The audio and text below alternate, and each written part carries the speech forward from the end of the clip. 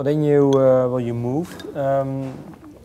What did you learn then about the city when you moved to other places? Let's say, well, you were saying that you lived in Paris, yeah. Paris for a while. What is in Paris for you? If you compare. Yeah, well, I was married for a while, and I moved to well, for a while. I was married for 8 years, but to a French woman. And we lived in New York. Got married in 1998, something like that. No, 1996.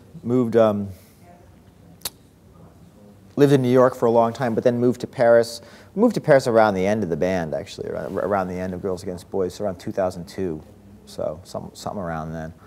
But that was actually really interesting too, because, and in fact, on this new album that I've just done, is like a lot of it comes from when you move away from somewhere. I was living in Paris, living in a different place.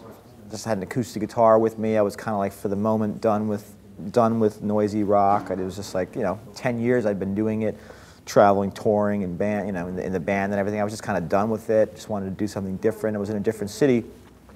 But strangely, I was living in Paris, kind of thinking about New York and because I was moving to a new place, I was remembering what it was like to move to New York in the beginning for me. Yeah. And a lot of the records actually a lot of the Paramount Styles record is kind of about that sensation of like moving to a new place, new opportunities, new unknown, quantities, people, things. And Paris is a great city too. So it was a kind of a dual quality going on of like something new was happening in my life. Paris is an incredibly vibrant place, but I was also was kind of reminiscing a bit back into what those early days in New York were like. Because also I felt like in all those years of playing, I kind of like lost my sense of direction musically or something, or my sense of even life. So I needed to move on to a new place, and it kind of rekindled.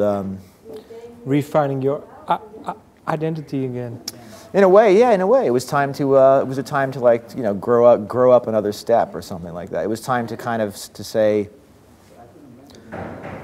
Yeah, because the Girls Against Boys had broken up. I was just kicking around in the streets of New York, not really doing anything, just feeling a bit aimless, and I just decided, George Bush was president, and I just decided I want to get out of here, for a while.